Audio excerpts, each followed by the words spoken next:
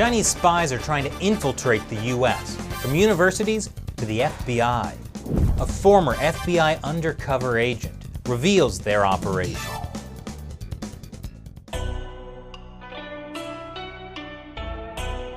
This is China Uncensored. I'm Chris Chappell. Ever hear of a honey trap? A honey trap is when a hostile foreign government uses, say, a beautiful woman to seduce someone. A politician, a businessman, a scientist. They might give her information that could pose a national security threat. Or she could just use the salacious encounter to blackmail him. And let's just say, Chinese leaders know a thing or two about honey. I sat down with former FBI operative Marc Ruskin, author of The Pretender, My Life Undercover for the FBI, to find out how Chinese agents are using honey traps and many other techniques to infiltrate the United States. Thanks for joining me today, Marc. Hey, it's my pleasure, Chris. Thank you for inviting me. Sure. Well, so as a former FBI agent, what have you seen are some of the ways the Chinese Communist Party is trying to gain influence in the United States? Well, the Chinese intelligence services, along with other hostile intelligence services, exploit a number of vulnerabilities that exist in the United States. To a large extent, and this may be surprising to some of your viewers, but the majority of the data that they seek is actually available through open sources. Much of it is available legally to anyone who takes the trouble to look for it. Is this what you mean by vulnerabilities? Yeah, by vulnerabilities, I'm talking about open manners in which data which can be of use to a hostile power such as China can be accessed without necessarily violating any federal or American laws. A lot of the data that is significant and can be used for hostile adversary purposes is actually available through open sources. Much of it is information, for example, such as technical reports, research, engineering, which has been conducted on a very sophisticated level and has not yet been classified. So there's often a lag time, for example, with advanced research, the publication of the research not being reviewed and being ultimately classified as secret or top secret. But since the Chinese intelligence services are very active and on the ball and alert, often they've already accessed the information and it's at the door prior to it being classified. Well, so what might China do with this information? Well, we're talking, I'm thinking basically information of a technical level which can then be used by their own engineers and their own researchers to advance their own level of sophistication, bypassing the research that they would have had to do themselves in order to reach the same point. In other words, they're taking advantage, and this is a problem with academia in the United States, in that we have a very open society, and by having this kind of openness, it gives more access to hostile services to obtain information, either through a variety of methods, but often not necessarily through espionage, but often it's simply by being alert and being quick and accessing and knowing where to look and when to look. So that's kind of similar to how recently it came out that the chair of Harvard's chemistry department was getting funding from China. Right. Just last month, just at the end of January, there was an arrest of Professor Lieber and announcements by the special agent in charge of the FBI in Boston, Bonaventura, who he explained in his statements that right now China is, in his view, and presumably reflects the view of the FBI today, China is the largest intelligence threat to the U.S. Whether it's larger than Russia or not, it's kind of like how many angels can dance on the head of a pin type of question. Mm-hmm. In either case, they're all hostile intelligence services, and we need to take preventative counterintelligence type measures in order to protect ourselves from hostile acts. Well, so you've talked about how China takes advantage of open source information, how in the case of the Harvard professor Lieber, how money can buy off people. How does China use foreign agents in the United States? Well, historically, there have been a number of ways that the Chinese have used traditional espionage techniques. One in particular that's been very successful is, and it may seem reminiscent of John le Carré novels, but the reality is what's referred to in tradecraft as a honey trap, which is using an attractive female case officer, an intelligence officer, to develop a relationship with someone who has access to classified information, and it's a long-term proposition to develop an intimate, ultimately physical relationship, or maybe even a relationship that the target believes is a legitimate emotional relationship. There was an FBI agent, a supervisor, James, and his last name escapes me right now, but who, with Cassandra Leung, was the name of the intelligence officer, not her real Mandarin name. But she developed a relationship with him, and for 20 years, that relationship continued. It's hard to imagine, for nearly 2 decades, and he was the supervisor of a China counterintelligence squad in the FBI's Los Angeles office.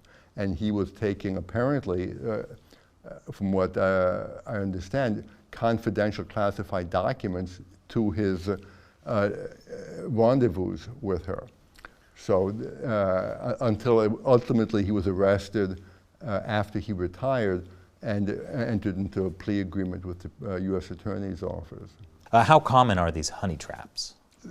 Unfortunately, it's a question that has no real answer, because all we know about is the ones that were caught, right? So from time to time, in the FBI, it's not very common that we know about. The first one in the history of the FBI involved an agent called Richard Miller, who was seduced by a Soviet, at that time Soviet Union, agent whose name was Svetlana Agolonvenka. And so how often does it happen in other agencies? I would suspect it happens more often in other agencies. The FBI has a pretty serious vetting process for recruiting agents, and as the CIA does as well.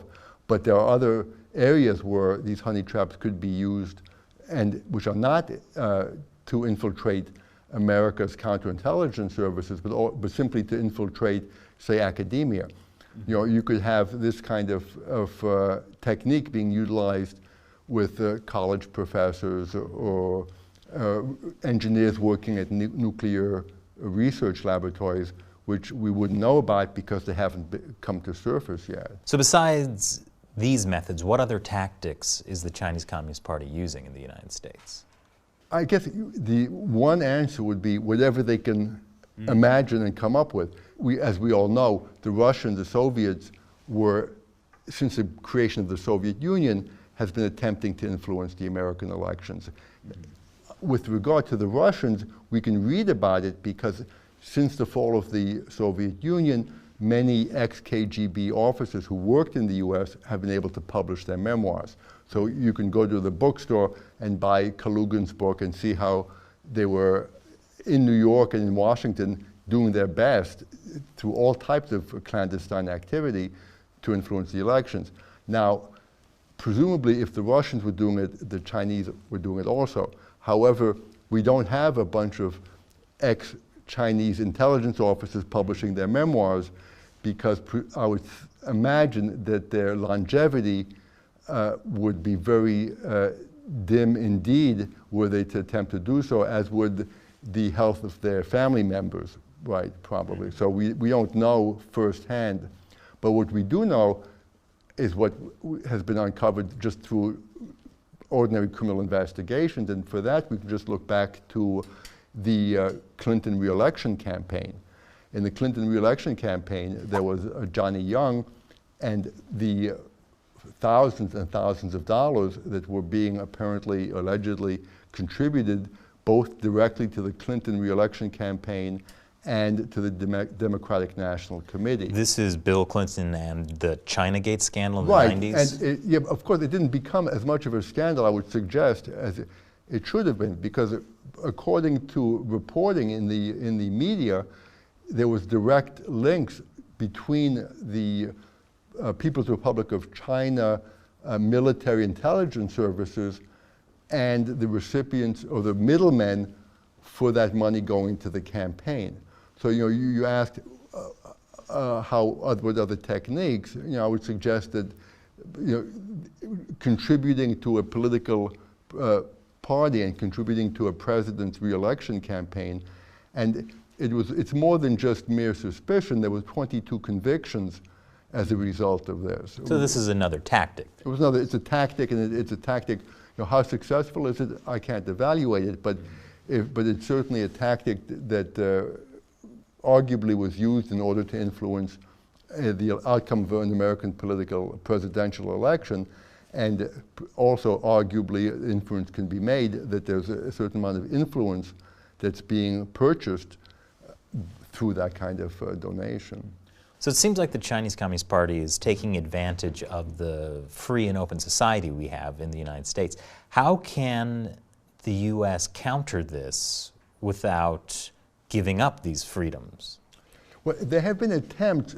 The FBI, for example, many years ago, had an initiative where librarians were recruited. Since there's so much access to open source information, the thought was that by bringing in librarians to identify suspect individual patrons, and it may sound a little simple, but it could have been very effective, individuals with accents from countries which are known to be hostile to the U.S., accessing highly technical reports on a continuing basis. It was thought, the idea was, and I think it was a good idea, that these could have provided leads in order to identify, whether they be Chinese or Russian or from other hostile powers, individuals seeking to exploit open source information. The reaction from the librarians and from the civil liberties groups was hardly very cooperative. It was just the opposite. There was a big negative reaction that caused the initiative to essentially have to be shut down. There was a lot of publicity about it at the time in the New York Times, but ultimately it didn't work. A similar attempt occurred after 9/11. When the Patriot Act was passed, there was a clause that was referred to as the library clause, in which, again, the FBI and other government agencies were seeking to obtain information regarding access by the Chinese and other hostile powers to open source but significant technological information. Again, the reaction was hardly cooperative. It seems almost absurd, but there were signs being put in the library to warn patrons that their access may be subject to government review. So rather than cooperate, it was just the opposite. The librarians were essentially warning off potential patrons who could be identified.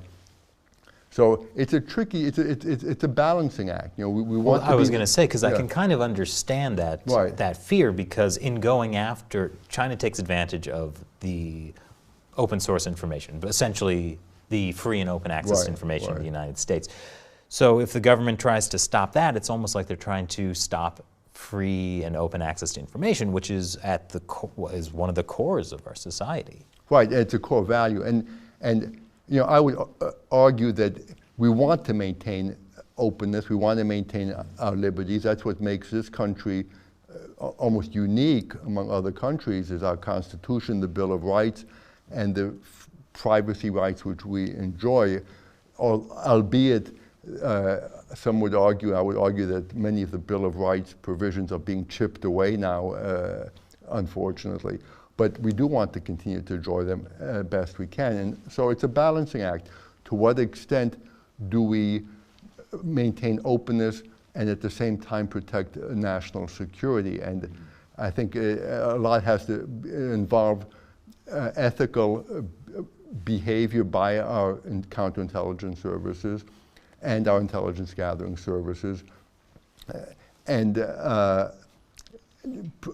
regulations, legislation, which is designed or tailored to safeguard our country and at the same time safeguard our liberties. So what are some of the ways the FBI is trying to counter Chinese espionage operations? Or is that too classified? Well, I mean, I think the best way to address that is to just refer to the FBI's techniques in general to counter the intelligence activities of hostile countries. And I would suggest that they're not country specific necessarily. So the techniques that the Bureau uses are to fight that's not Soviet, but to fight Russian intelligence activities or Cuban intelligence activities or Chinese intelligence activities. Essentially, in an unclassified sense, are pretty much the same techniques. Mm-hmm. They may be, depending on the techniques being used by the hostile power, they may be fine-tuning so that they are adapted to that particular country, but overall, it's not like it's a whole different bag of tricks for each different country. For example, I worked a number of cases, and they're discussed in some of the chapters in my book. As an undercover agent, I worked false flag operations. Now, false flag operations are directed against any number of hostile type of intelligence activities, and they're not country specific. So, and the way a false flag operation works essentially is, just to briefly summarize, because I don't think that this is popular, known to a large extent, is when an individual is identified who wants to sell or transfer classified information to another country's intelligence service. So it could be to China, to the Chinese intelligence, it could be to Russian intelligence.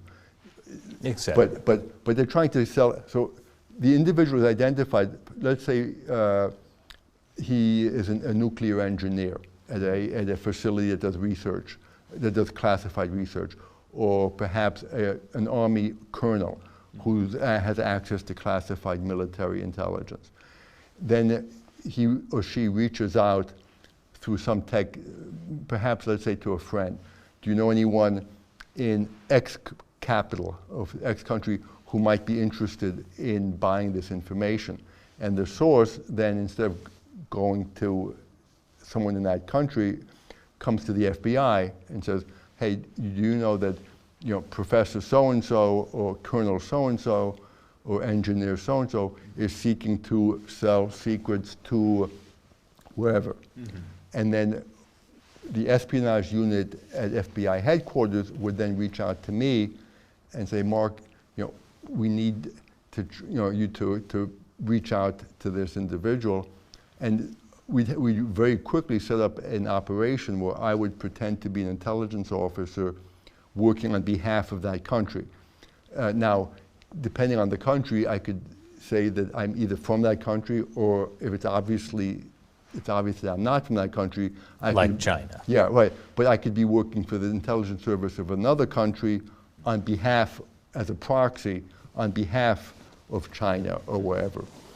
And then say, well, it's a hostile operating environment here, so they can't send somebody out, but they've asked my country to send out someone in their stead, and I'm you're so important, and stroking the individual, you're so important that they've sent me, a very high-level intelligence officer in my country, to make contact with you and establish a relationship. And these cases were very sensitive because, and they needed someone who, and by this point I had a lot of experience doing this kind of work, because the first contact was critical. If the individual, the future trader, didn't believe that I was who I was claiming to be, that would be the end. It would be shut down. There'd be no second chance, no second bite at the apple. So these were, but once they bit, then we would develop a whole clandestine system for them to transfer information to me. Something straight out of a John le Carré or Tom Clancy type thing, with dead drops and whatever, to make them feel they were really working in a clandestine activity. And then they would we would pay them. They would transfer. I mean, that's what they wanted. If it was money, if it was not, if it was ideological. But often, most of the time, there was money being paid. And then once they, believing they were transferring information to a hostile power, it's actually us who's collecting it. And then at the end of the day, the handcuffs come on, and they'd, usually lengthy prison terms. Well, so what is the Chinese Communist Party's ultimate goal with these influence operations in the United States? Well, again, now you're calling, for speculation as to I think that when there's an attempt to influence an outcome of an election, whether through finances, financial contributions, or whatever, presumably it's being done for a reason. I mean, large quantities of money are not going to be spent unless there's some gain, that's some advantage that is expected to be obtained as a result of that. So, yeah, I would suggest, I mean, again, it's speculation and opinion, but that they're seeking to obtain advantages and leverage in order to expand whatever goals that their Central Committee has established, be it economic or otherwise. Thanks again for joining me today. No, it's a pleasure having you on. My pleasure.